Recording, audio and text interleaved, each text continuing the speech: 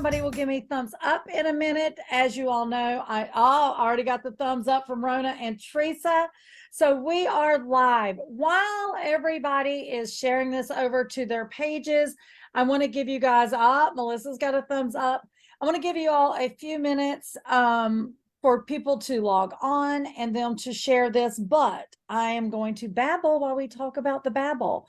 So as you guys know, each month, Rona and I come to you live with some type of quilty conversation, and we babble with friends. And tonight's topic is called quilt retreats. You guys have asked for this, and here we are. I will say, right before we went live, Rona and our lovely two special guests was giving me the heyday because the list of agenda for tonight was very, very long.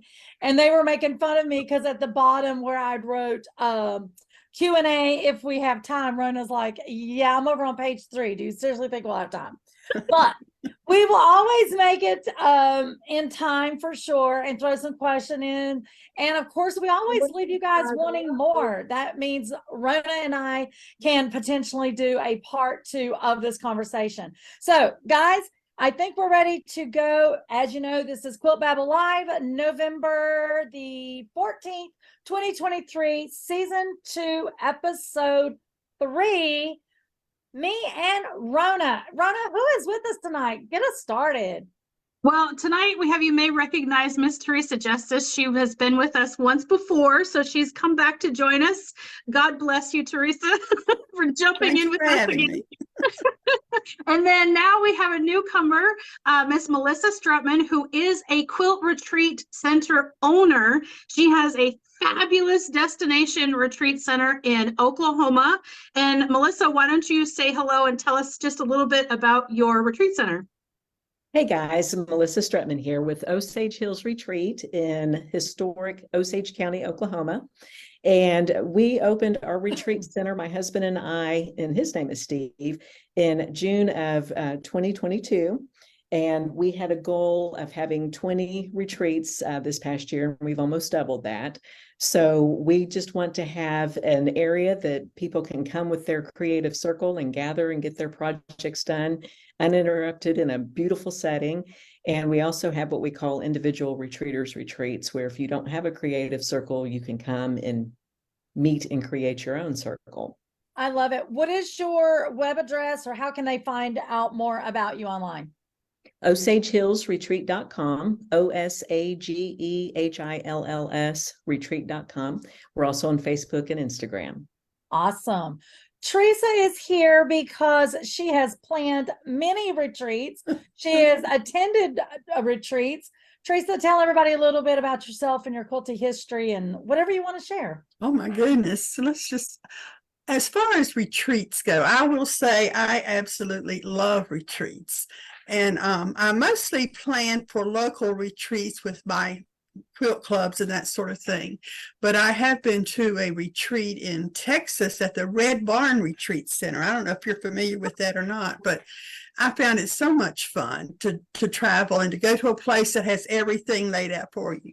The retreats I go to are usually, that I plan, are usually at some type of conference center, where you have to make arrangements for the rooms, make sure you have the rooms that you need and the power supply that you need and all of that.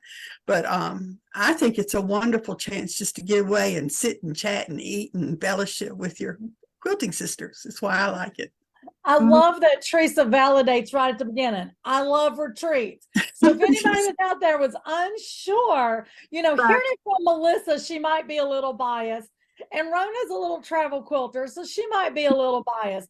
But to hear from Teresa, boom, first thing out of her mouth is, I love retreats. That is definitely a seal of approval. I love that. We could just wrap it up right there. Teresa, yes. Teresa Justice says, so those of you that are new to quilting, we really do try to wrap some of this to focus on new quilters, because a lot of times we talk low, jargon and stuff that maybe you don't know. So a quilt retreat, Teresa kind of dipped her toe in it a little bit. It is really about coming together with other quilty friends. Some you may know, some you may not know, and get away from the hassle and the hustle bustle of your life. No, I start saying no dishes to wash. There still could be dishes on a retreat, but no husbands, no kids, no animals, no distractions. Yes. No unwanted distractions. Yeah. There you go. There you go. So Yeah. for those of you that are new to quilting, just know quilting retreat is the best vacay Yes. that you can take and maybe not feel too guilty about, because maybe you've learned something. So you're up in your craft. What do you think, Rona? What is a good term for a quilt retreat? I like the fellowship with your quilting brothers and sisters. I like that term for it, because that's really what it is. Like you're getting away, and it doesn't matter if you are a brand new beginner. It doesn't matter if you've been quilting for 50 years. It's literally about getting together and just having a good time doing something that you love to do. And every time I've been to any kind of retreat, whether it's small, large, doesn't matter, I always learn something. Whether it's a little technique that I didn't know, or maybe a new way to do the same thing, or even it's a new notion that has come out that I haven't seen yet. I always learn something, and I always have a great time. So yeah, retreats, if you've never been on one, definitely I would have that high on my bucket list. Absolute. Absolute. Or you can come and do a retreat with me, because I'm doing 2 next year, one with Miss Melissa in Oklahoma. Just wanted to throw that in there. Yeah, save all that yumminess for the end. Dangle the carrot there of what is to come. I liked what you said, Rona, because I hadn't really thought about this until you said about getting together with like-minded, people, the love of quilting. So when I think of retreats, I always think of a time span, right? Like it's got to be at least a day retreat, a couple of days, long weekend, week, whatever. But Teresa lives near me here in Rock Hill, for those of you that don't remember from last time Teresa was on. But Teresa many times, and then of course the pandemic kiboshed it, and we've done it since the misery lifted. But on her back porch, she would have like 6 or 8 of us ladies sometimes come to her house. And now that you said it, Rona, the way you were explaining, I was like, those were mini retreats, really. Yeah. So fun. Yeah. And no matter what, we always learn something because we're talking to each other and sharing those ideas. Mm-hmm. Yeah. Yeah. A retreat can be anything from, well, I guess anything from just getting together at someone's house, like maybe once a month. You can get together for a weekend. You can organize a retreat and go. I've seen retreats that are held at hotels, like Teresa, you were talking about, like a convention center or a hotel in their boardrooms and stuff that they have. There's actual retreat centers, like Melissa's amazing retreat center, that are all over the country. Trust me, I'm building a list of them. There's a ton. And it can be anything from, like I said, getting together over the weekend to a full week-long retreat at a destination place. And some of them could be where you bring your own project. Some of them have a teacher there that's going to teach you. Everybody's going to be working on a specific project. It's literally the sky's the limit as far as what a retreat is. Definitely not a one-size-fit-all. Teresa, I'm going to start with you a little bit. Because we know you have planned some retreats, and then we'll kind of roll this over to Melissa in a little bit. But when you have planned retreats, I could be wrong, you have mostly planned those with people you know. Is that correct? Yes. Now, do you do, like Rona was saying, do you do where it's a particular project or it's open? So like, what are some of the retreats, I guess, that you've planned? Tell us about duration, location. Okay. We have a wonderful conference center not far from here where we like to go. It's about a 20 to 30-minute drive, and it's great for us because we can get away. But if an emergency comes up and we have to get back home, we're close. The only problem we have to bring everything we need. We bring our sewing machines, our design walls, all of that. So we usually all drive up in a van. And as we've been doing this for about 15 years now, And I've learned we've all gotten 15 years older. So we have found that some of the camp directors and all, we ask them if they will come and help us unload all the stuff and then load it back up in the, and that is a big deal. If you've got people coming that have trouble picking up their machines and tables and chairs, it's good to see if the retreat center has people to help get stuff in. And then normally what we do is I will plan a couple of lessons. Sometimes I teach, sometimes someone else does, or sometimes we bring in someone to teach. But there's always one activity that if they decide they want to do that, they can do it for the whole retreat period. I have a very diverse group of friends, and some of them say, I really just want to work on my own projects. I don't want to do that. And so it's very open. We say, do what you want to do, but we're going to have this available to you. And it makes it fun. And usually when we do that, those who say they're not going to participate get so involved in seeing what's doing, they start, wishing they had bought the fabric and stuff like that. But it's a good time. And I like people to feel like there's no stress. I call them no stress. If you don't want to do something, don't stress about it. You don't have to do it. Absolutely. This is supposed to be your fun time. And that's what we do. We have a good fun time at it. So I like that Teresa's talking about something local, and then, talking about that, we'll talk about local versus destination. I definitely feel like Melissa would be a destination quilt retreat for sure. But I do know, and I think Rona had talked about this maybe in future, and Rona, I'm giving something away. Just smack me the next time I see you. But I know there is quilt retreat on cruises. Sometimes quilt shops will have day retreats. Also like a quilt retreat property that Melissa's going to talk to us about in a second, but renting Airbnbs. I've seen some quilters talk about doing that where, they're a smaller group and they're creating their own little retreat, or like we mentioned, maybe in Teresa's home. Melissa, what is the shortest time frame someone can rent your quilty facility for a retreat? Can they do just a day, or is it talk to us about that? Like if we wanted to book a retreat. We do a minimum of 2 days, of Minimum 2 nights, of 2 days. 3 days. Mhm. Okay. And the group that we have in right now came in Monday morning. Nice. And they're scheduled through Friday afternoon. They've already asked if they can add Saturday to their list. And I call them homeless, and they're like, we're unhoused, they are, their name actually is serial retreaters, and they Love it. 2 to 3 weeks out of the month are retreating all over. So they're retired, and this is their thing. Love it. Love it.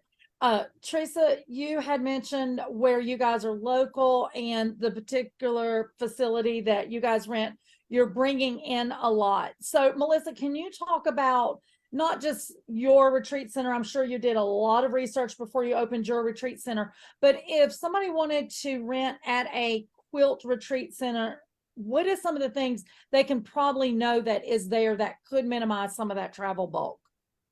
Every group is, or every retreat center is a little bit different, but they're all pretty much the same premise. I've kind of discovered. I have a list on my page of, a website of accommodations, so you can see what I have. But we installed additional lighting in the activity center. Each person has a 6-foot table, a 24 by 36 cutting station. There's 2 ironing stations. You can bring your own. You have a task light. So, and our chairs are extremely comfortable. So there's a lot of my retreaters that will bring chairs, and they like my chairs enough that they just leave their chairs in the car. If there's a kitchen, we have a full kitchen. It's fully stocked, cookware, dishes, disposable dishes, basic spices, 2 refrigerators. We have everything that you're going to need to cook your meals, to store your meals, prepare your meals. We're also 4 miles away from the center of town. So, you can go buy what you need when you get here, or there's a lot of groups that'll have Costco deliver their groceries so they don't have to fool with the grocery. But like you said, being a destination, I have groups from Iowa. I have groups from, we've had them as far away as Oregon, Louisiana. So, it's not uncommon for a group to travel 6 hours to come here. So, and I want it's even down to shampoo and hair dryers and Q-tips. You know, I want my groups and my people to feel like they can pack all their sewing stuff and not worry about everything else. Sounds I've like noticed- heaven. I've noticed that with a lot of, because I'm building these lists for my website. We've been looking at a lot of retreat centers recently and their websites.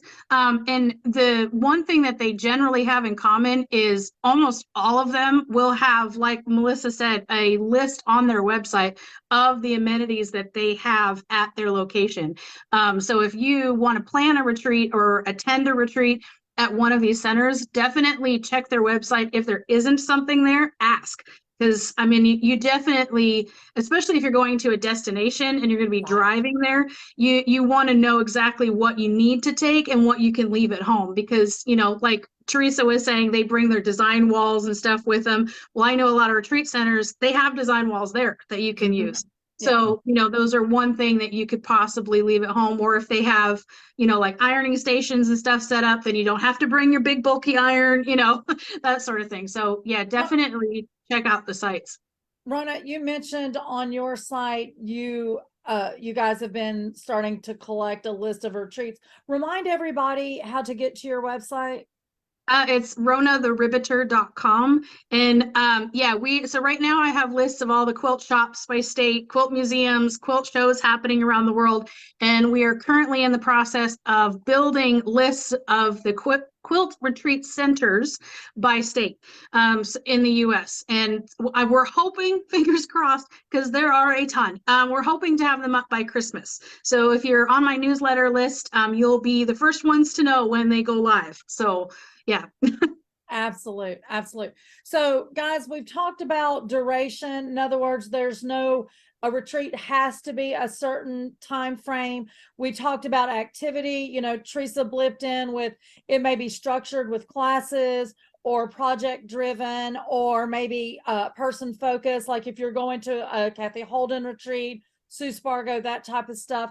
And then also there's non-structured retreats where you just have open sew, and like Teresa said, you're enjoying the chit chat and the good food with friends of like mind. Or it could be a mixed bag of both, where, you know, maybe half the day structured and the second half is free sew. We also talk about who attends. Some of these retreats, they're all maybe family. Some retreats are family and friends mix. And then some retreats are designed where the retreat is open. And I know Rona's going to talk about this more later, where it is just a bunch of strangers, like-minded, love quilting, come together. And when they leave, they act like family for sure. But once again, it's such a variety. There's so many options out there for sure. So let's dive in. Rona, do you want to start us with maybe one of the top things to consider if you've already decided you're going to do a retreat? So the first thing, so if you're going to host your own retreat, or you're going to plan your own retreat, the first thing you got to know, obviously, is what kind of retreat you want to do. So is this going to be, because that'll determine where, how many people. So let's say you want to do a retreat where you have this great pattern that you want to make, and you want to share it with your quilting bee. And let's say there's 6 people in your quilting bee, and you want to get the girls together for a long weekend, and you all live in the same state. So that right there, you know how many people, how long, and who's going to go. So now you need to find a location. You could be, if you want to do it local, like we were talking about earlier, you can look at retreat centers that are nearby. You can look at the Airbnbs. They really do have some like big houses that you can rent for fairly inexpensive. Retreat centers, hotels, that sort of thing. And then, yeah, once you have your location and you have your reservation made, then I totally lost my train of thought, but yeah. What, where, and when? Yes. So then it's just a matter of all the details, like who's going to bring what and what you guys are going to eat. Are you going to plan to cook there? Or are you going to plan to eat out, or, you know, that sort of stuff? What kind of snacks do you want to bring? That's always my favorite, packing the snacks. So that brings up cost, actually, right? Oh, So yes. yeah, definitely you want to dig in. You know, Melissa, since you're here, we're gonna use you as our prime example. So if we were going to plan a retreat to a retreat center, and we're going to go to Melissa's, you know, she's the planner, she's the organizer. Teresa, typically, wouldn't you figure out what it's going to cost and then break that down per lady or gentleman that's going? And is that how you kind of start your planning? Yes. I will say, y'all mentioned Airbnbs, and I'm thinking bed and breakfasts too. We had a small group of, I think there were 6 of us, English paper piecers, and we wanted to go on a retreat. We thought, wouldn't it be great to go to a bed and breakfast somewhere pretty? But I started calling around, and I found that you've got to ask places like that, can you handle 4 irons being plugged in at the same time? Do you have Wi-Fi available to everybody? Do you have bedrooms on the first floor, or do we have to go upstairs? You have to check into all that. And that's what's so nice about a retreat center. You know that's going to kind of be there. But if you're going to places that aren't a retreat center, you've got to check and make sure they can accommodate you. And you're right. One of the first things we have to do is say, how much do you charge a night? And do you provide any breakfasts or meals or anything? And we have to come up with our cost.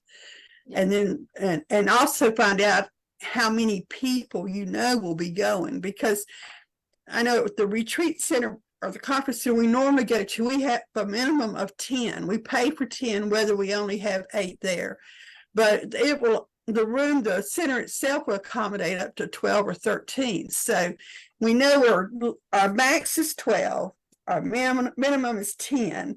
And then we say, well, if we only have 8 people, then are y'all willing to absorb the cost of the other 2 people? So you do have to look at cost and make sure everybody's in on that, paying that amount. Melissa, if I were to call for like your retreat, I did dig into your retreat, by the way. Yummy, yummy, yummy. I love the little sleeping quarters. I was like, oh my gosh, you know, if I was going on a retreat, I would want to just sew, but you made the beds look so comfy. I'm like, okay, maybe I just want to nap. But and I provide earplugs if you do nap through the day. That's on my list. There you go.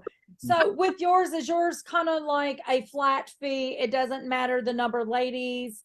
I mean, is that a typical thing for you? Like, this is just flat fee. I think I've seen 6 or 8 beds. We have 8 beds right now, and in December we're converting one of the rooms and taking out the desk and putting in a 9th bed. So I'm pretty much booked for the rest of the year. So I'm saying that we have accommodations for 9. And and I just lost my train of thought, Rona. So cost, whether there's 5 people or 8 people, or it is per person per night. So if you stay for 2 nights, it's $165, and then it's basically $40 an additional night. So like this group, you know, they're staying 5 or 6 nights, and it's just, I mean, it's pretty cheap just to add an extra $40 once you've paid for those minimum 2 nights.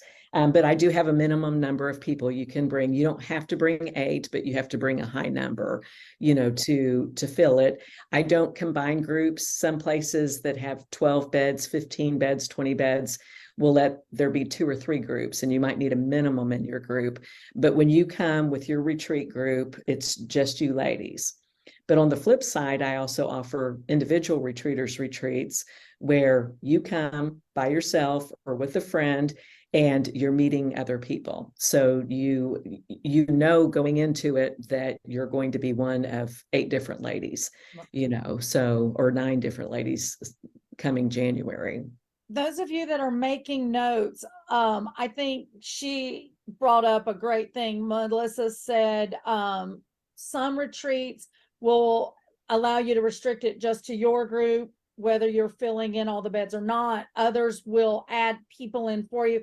That is a great question to put on your list. And Melissa, Rona laughed at my 3 or 4 page list, but I didn't have that question on there. So see, Rona, it could have been 5 pages. I think that's a really good point of if it is a quilt retreat center, those questions are very different than if you're going to somewhere that you're hoping can accommodate quilters.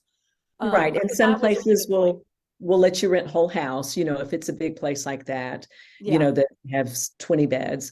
Something else to consider going into that is, you know, I've heard two schools of thought. You know, we met, you know, 5 new ladies and we loved them and now we retreat together. And I've also heard the other group was loud, they drank too much, they hogged the kitchen, they were messy. So, you know, That's what they say. you may meet new lifelong friends and you may not.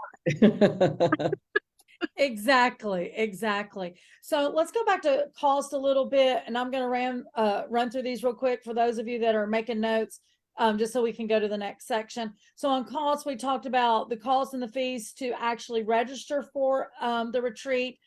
This is assuming you're not the one planning the retreat. You got to think about your supply budget. What supplies do you need before you leave? And also, is there things that you're potentially going to have to purchase while you're gone? Think about your food. Someone talked about whether you're going out for meals or you're actually cooking meals at the retreat. All retreats, once again, are not created equal. So food, you know, is it included or is it extra? When you're doing your cost, also add into your budget just extra money, because if you're lucky enough, there is attractions nearby that you might go to, or a local quilt shop, and you are going to want extra money for that. I know Rona is always doing these travel journals or planners. That's a big thing in yours, right? You have all these lists of budgets in there, Rona. Yeah, I have the travel planner, and that has like checklists and budget worksheets and stuff in it. But Steve and I just, in fact, today is the official launch date. The pre-orders just shipped out of our Quilters travel journal, and it's specifically for shows and retreats. So it's a little book, and I think I have, yeah, I do. I have one. Sorry, this one.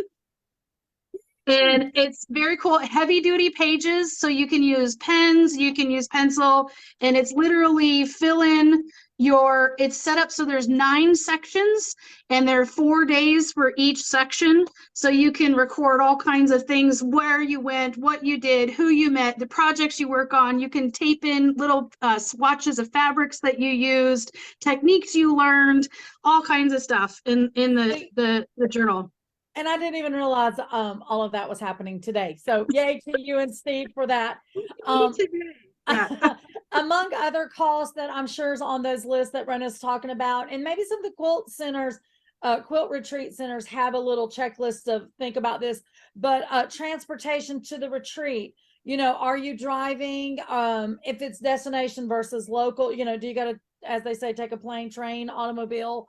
Roommates, somebody brought this up. I think maybe Melissa did, and Teresa was up there going, think about who your roommates is, good, bad, or ugly. Earplugs was on my list. I think Melissa says her center has those laying out for everybody. I think that's fabulous. And then also in cost, you got to think about what your sewing station is, how much space that you have, and what you may need to take, and if you forget something, if you got to buy. So cost is a big important thing in all of that. So sewing machines, let's talk about that. If we're getting ready to go on a retreat, Teresa, since you're the plot and planner, do you encourage your ladies to like get their machines maintenance before they go and double check that it's in good working order? Did you address that to me? Yes, ma'am. Well, I haven't in the past, but I think maybe I will in the future. I was thinking the same thing. I'm like, oh, I don't do that. I probably should.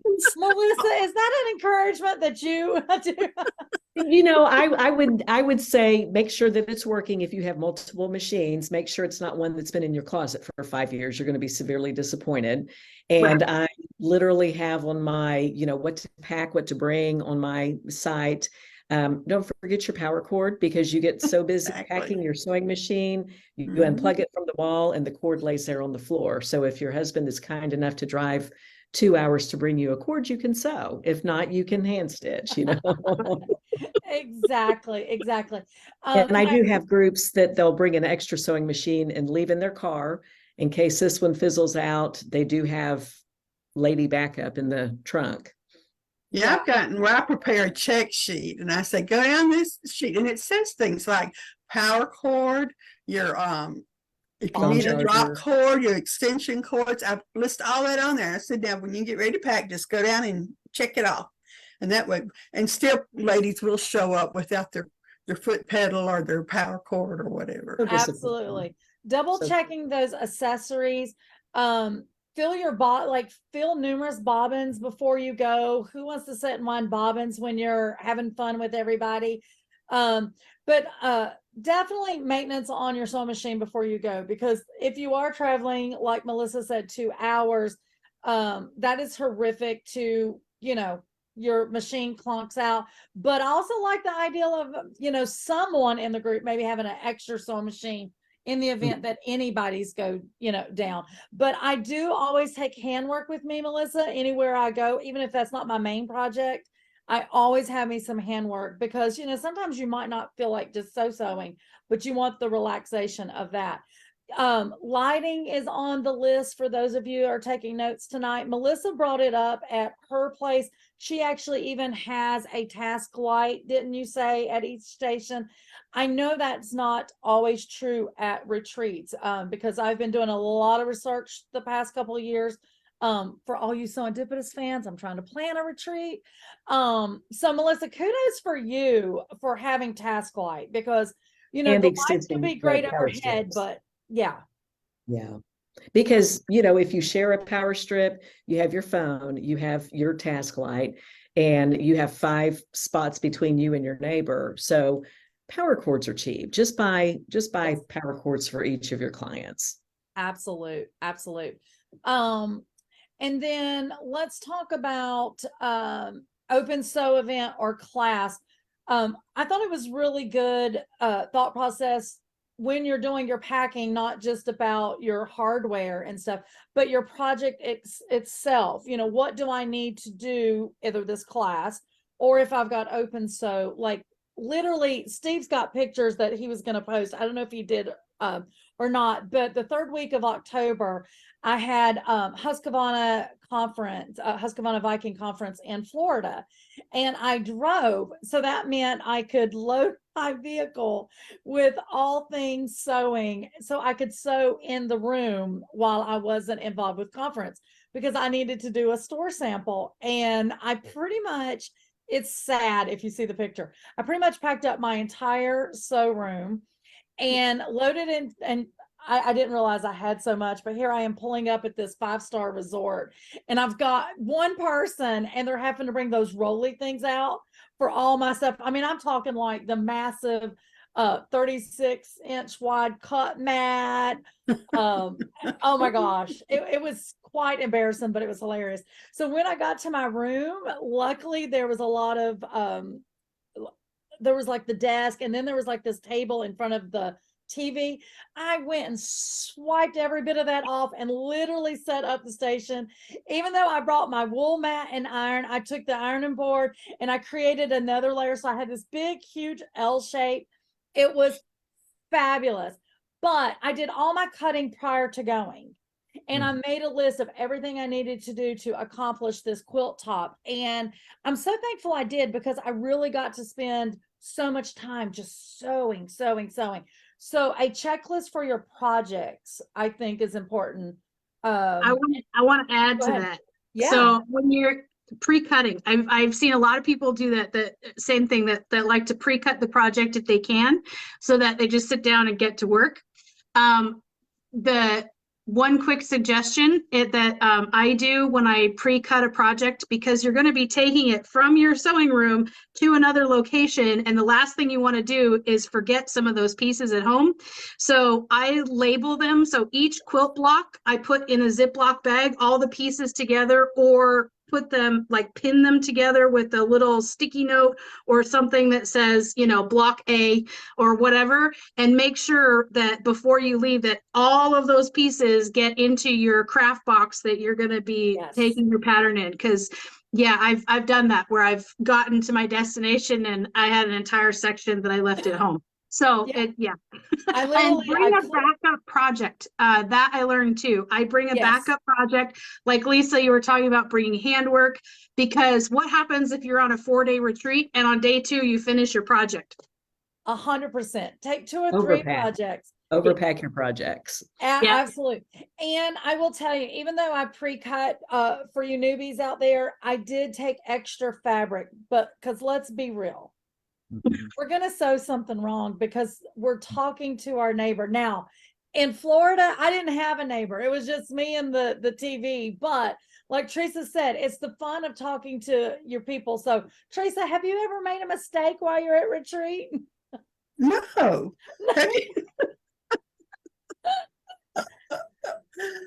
Oh, many a time, many a time. Yeah. So extra fabric, even though you've pre-cut everything, take just a little bit extra for sure. Melissa, in because I've never actually got to be in a retreat, in a quilt retreat center. Do you have extras of anything? Like, do you have little like books around, patterns around for people to get inspired by, or I do have a little, on the bookcase, like a resource some center? oversized quilt books, and then I had just started offering some Riley Blake fabric. So I have, curated, 3-yard Yep. bundles, to, we do have a great quilt shop in town, but if you're not feeling like leaving, or you're just a little bored right now and just want to do something different, I have some supplies available such as that. Absolutely. Absolutely. Lisa, something extra that I learned to always make sure I had was a first aid kit. We have that too in the kitchen. Because those rotary cutters bite hard. Or irons are a little hot, or accidents happen. I try to, and probably not necessary at a nice retreat center, but I always pack some night lights too. If you're in a conference room and they don't have night lights or whatever, that's always good to have. Good point. And the other thing I always making notes, tell people Teresa. to bring is to bring a sweater or a sweatshirt, because people get very hot, some people get very cold.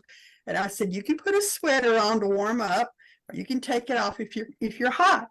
But have layers there that you can put on because you'll never say, I don't care if you just had the 10 people there, no one's going to be, not all 10 are going to be happy with the room temperature at the same time. So, and some comfy house shoes. You don't need to have tight sneakers on all day. yeah. Yeah, absolute. I love the nightlight, Teresa. That's great. I wouldn't have thought about that, but perfect. Yeah, that's one thing I don't have on my list.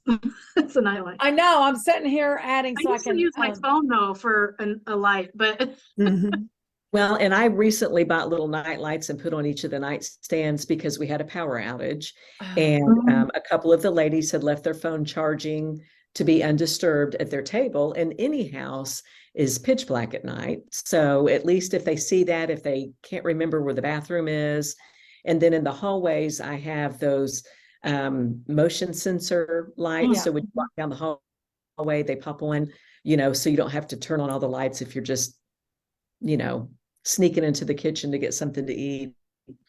That's great. While you're plotting and planning what you're taking and all that, and I know Teresa, I think, does this.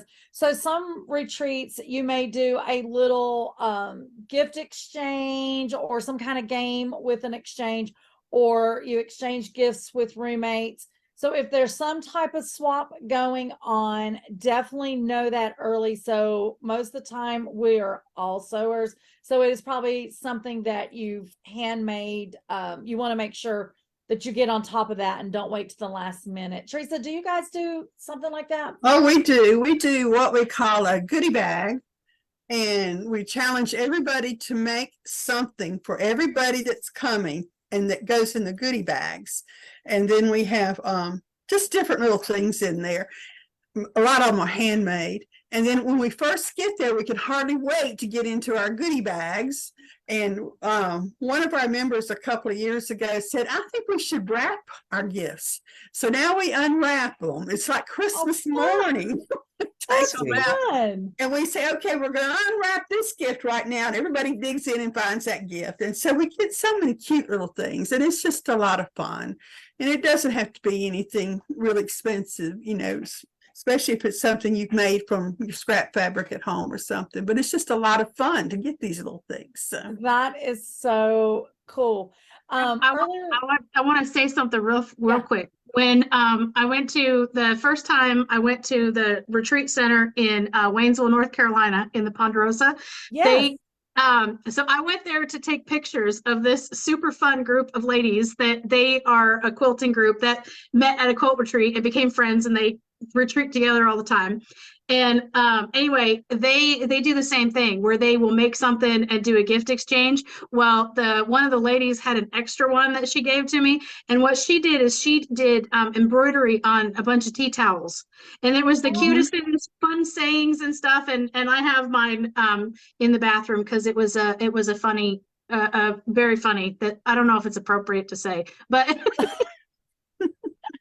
It was hilarious. So I had to take it home. But yes, it is. Yeah. So I love doing little stuff like that and playing games. And yeah, I love doing stuff like that at retreats.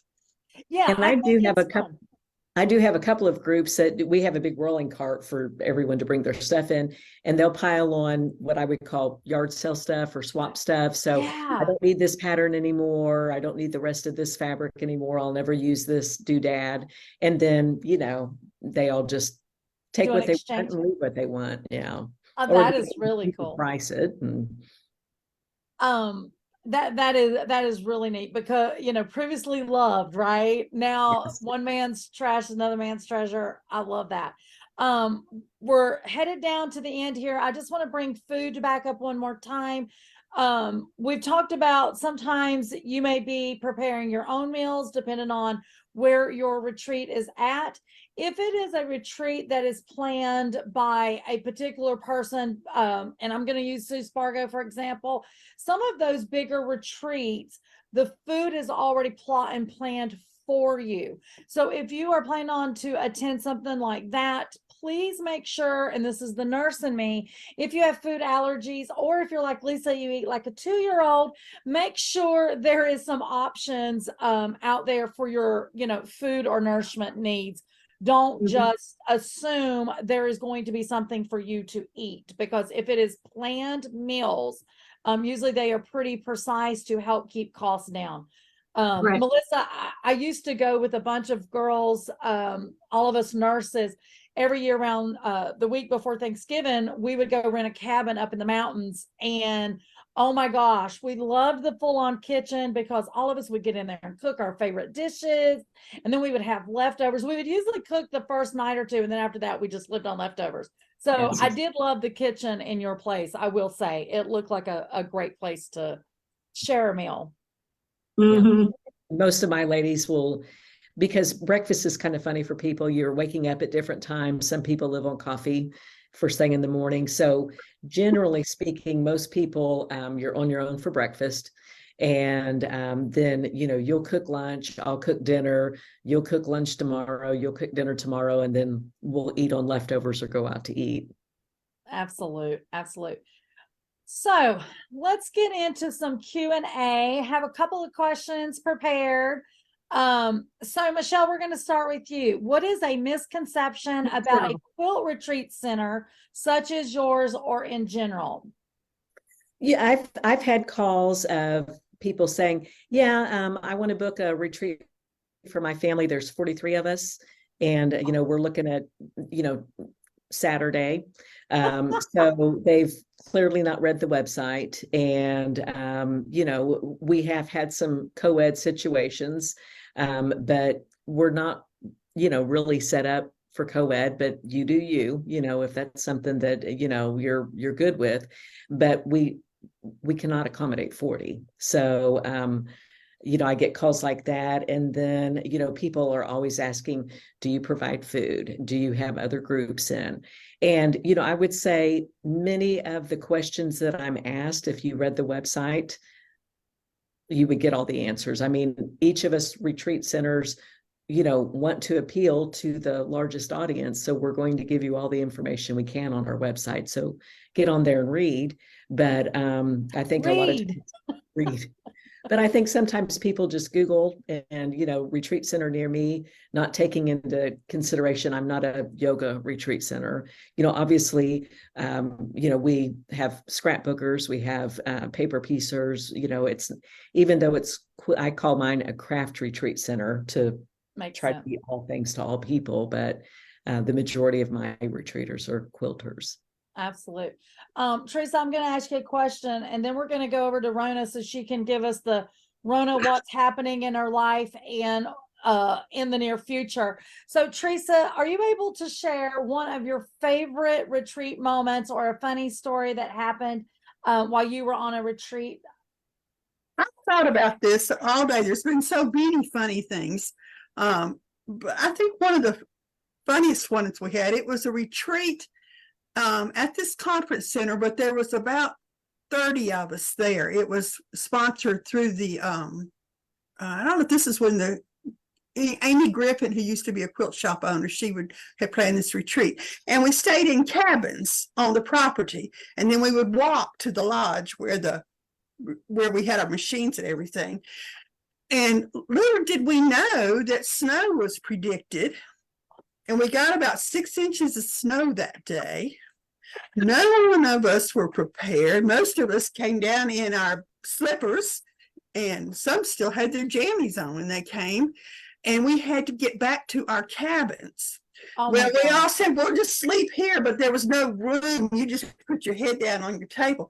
But we had one lady who was a former Boy Scout leader, and she said, I'll get us to our cabins. And she took off through the snow to figure out a path we could take, because you couldn't walk on the road or the sidewalks because they were covered in ice. It was, you know how it is in South Carolina, you get ice and you get snow. So she was gone for so long, and nobody volunteered to go look for her. We just figured, well, she's a scout, she can take care of. She did finally come back. They're over there sitting and just sewing, not worried about whether she lived or died. So when she did finally come back, she had, she said, I can take, there's 6 people in a cabin. I'll take a group of 6 at a time. I have marked out a trail. We can get there. And she had rounded up brooms and sticks for us to hold to get through the snow. And, you know, in South Carolina, 6 inches of snow is a blizzard. But we did, so we all set out, and I was in her first group, and we go tromping through the snow. She wouldn't let us walk on the road or the sidewalk because it was too slick, so we had to step in the snow, which I did have a pair of tennis shoes, but I didn't have socks or anything. She got us all to our cabins, and she was our fearless leader. I think about that night all the time, us walking in the dark through the snow to get back to our cabins. And thank goodness we had a scout leader there to get us there. It was fun. It wasn't fun at the time, but it was fun now. Oh my goodness. Fun at the time, but it's fun now. Oh my gosh, that's hilarious. I just like that y'all kept on doing what you're doing and you weren't worried about her. I know. We figured, well, she can take care of herself. She was foolish enough to go out in the snow. We're not going after her. Enough to go out in the snow. We're not going after her. I think you're on a delay. Did we lose you, Lisa? I think you're on a delay. Oh, I'm sorry. That's Maybe. okay. You never know what's going on around here. So moral of the story is, guys, plan. Great facilities out there that's geared toward any type of crafter. I started to say quilters, but I'm going to say any type of crafters, like Melissa was pointing out. Definitely check out Melissa's facility. Melissa, what was the website again for people to look at your? OsageHillsRetreat.com. Yes, Osage, yes. OSAGE. Yeah, and there is a link in the chat on the Facebook Live. Oh, okay, perfect. And then Rona, I know there's so much going on now and in the future, but give everybody a little what's happening in Rona the Traveling Quilters world. Well, okay, yeah, there's a ton, but so specifically related to tonight, and I mentioned earlier that I am hosting a quilt retreat at Melissa's Retreat Center in Oklahoma next summer. It's in June. I think is it the 26th or the 29th, 30, something like, it's on my website. And there's also a Facebook event page for it on my Facebook page and all that stuff. But we're going to be making the Stonehenge quilt that is the signature quilt for the next book that's coming out in April, which we will be announcing a big launch party at some point in Rock Hill for that. Yeah, but so we're going to be doing the Stonehenge retreat. Like I said, all the information, there's still some seats available for that. And then we're doing a second one, also Stonehenge. You're not required to make the Stonehenge quilt. Obviously, if you want to make something else, you can. But that's going to be at the Ponderosa in North Carolina, in Waynesville, North Carolina. That one is in July, I want to say 10th through the 14th. Somewhere in there. And yeah, so 2 retreats next summer, and yeah, come join me. We're going to play games, we're going to make projects, and we're going to have a ton of fun. I'm excited. S'mores. You what? You're going to have some s'mores. Yes, we're going to have tons of s'mores because Melissa has, you got to see her website and the pictures. There's a really cool fire pit out front. Mm. Yeah, when I was looking at Melissa's stuff, I was like, oh my God, just sign me up.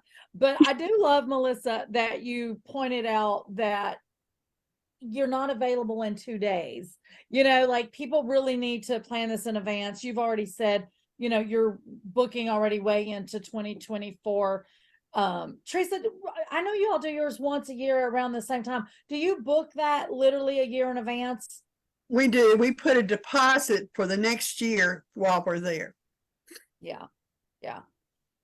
And can I Guys, add something? Can I add something? yeah, For 100%. people who may be doing a retreat such as what Teresa's doing, or if you're coming to my place with just 9 people, business is business. And, you know, if, you know, I require a deposit and then the balance, you know, 60 days prior to the retreat.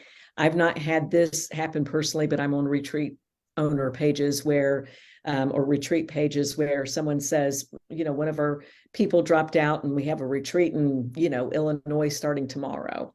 So even though you're friends, business is business. Right.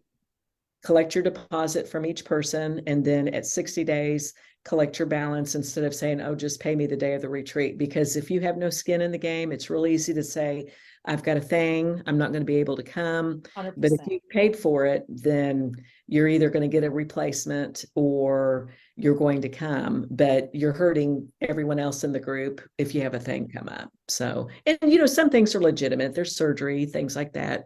But if your spot is paid, I had a group recently that someone had had a surgery or her husband was in the hospital or something. And so I don't do refunds, period, but they rescheduled for their next retreat and then she's already paid, you know, so, but you know, a lot of times people will just ask someone else if they can attend in that spot. Yeah, I do love that you pointed out, even though you might be planning a retreat for friends and family or whatever, you do have to run your retreat like a business. Make sure that all the expectations for each attendee is in black and white. They understand that, and definitely make sure the money's there. Boom, boom, boom. Definitely stipulate when and if they can get a refund. But yeah, I would be like you, Melissa, no refunds. Once you sign up, it's gravy. And that And just everybody keeps everybody gets on their happy. website. Yeah, you know, check websites because Yep. all that stuff's on there. We do that too with just our small local group. We get the You money in have to. advance and can't give it back. Absolute. So guys, this is November. I cannot believe it, but we are at the end of this year. And if you guys was with us last year, Rona and I in December, our Quilt Babble Live, we turned it into a Christmas party and we played games. It was so much fun. So thank you for joining us tonight, but definitely come in next month. For our December Christmas party, Rona and I talked about it. We let Steve put a little bit of his 2 cents in, and we are going to do the December Christmas party again. So that is going to be fun. We're going to have game night, and of course I've got it all plotted out. If we can get our list of attendees to agree to be here, I've already split them up into teams on my notes, and I just want to say that I have no idea what's going to happen, and she won't tell me. So it should be interesting. It always is interesting with this bunch. But Melissa, if you haven't watched, I think Teresa said she went back and watched all the Quilt Babble. But if you have not watched last December, I think it was last December, we was playing games. And of course, I'm the one quizzing everybody. And it was so fun because our motor rep was on, and I can't remember what question I asked, but it was one that should have, but because she was on the spot, and then I turned to Rona because I'm like, I know Rona knows this, and Rona's like, No idea. And then I don't remember who the 4th person was, so I turned to them. Maybe it was Nancy. I think it was, Was it Nancy McNally from Michigan? I turned to her, and she didn't have the answer. I was like, oh my God, guys, y'all are letting me down. I need like a new panel, like. So it is fun. I think one of us at the time was in the middle of cooking dinner as well, and like, or maybe they were making some holiday treats. I don't know, but yeah, it's. And this time we're gonna have what I think you were looking at 6 people, like all past guests that we're bringing some back, and we're hoping. I'm a little nervous. Well, it's gonna be 7 of us. You're one of the 6, so Okay. team of 3 and team of 3. We got a mixed bag of male and female, so I think it's gonna be fun. I think it's gonna be fun. I think people should put in the chat or message us and tell us what kind of questions you think Lisa should ask us. Well, don't put it in the chat. Send it to Lisa so they can't see the questions. Okay, They'll cheat. I just want to know what her hand towel says in the bathroom. Oh. Melissa, we always have an after show that is not live. In the after show, we will find out. So yes. Melissa, I do see a shout out for you. Hi, Liz. There you go. There you go. Guys, we thank you so much for tuning in. We love the thumbs up, the hearts, the shares. Rona and I cannot do this without all of our special guests, but you viewers out there, we've already got 24 pretty much planned out, but if there is a topic that you guys would love to see Rona and I babble about, send it in. You never know, we might bump an episode and slide your things in. Last thoughts, Teresa, anything you want to share last minute to everybody? No, I think I've shared about everything. Melissa, Probably more than I should have. No.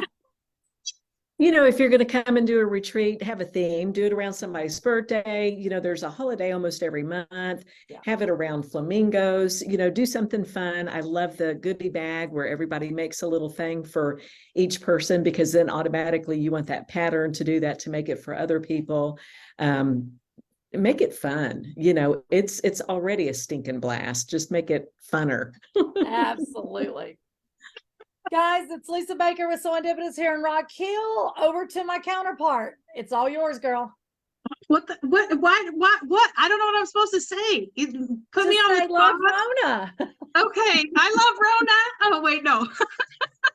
No, thank you guys. Seriously, thank you guys for watching. And we always have a ton of fun, and we love doing this for you guys. So yeah, if you have questions or anything you want to see, let us know. And we will be back again next month, December 19th, Tuesday, 7 p.m. for the holiday bash. And come watch Lisa make me nervous, and I don't know what to expect. I don't even know what to expect.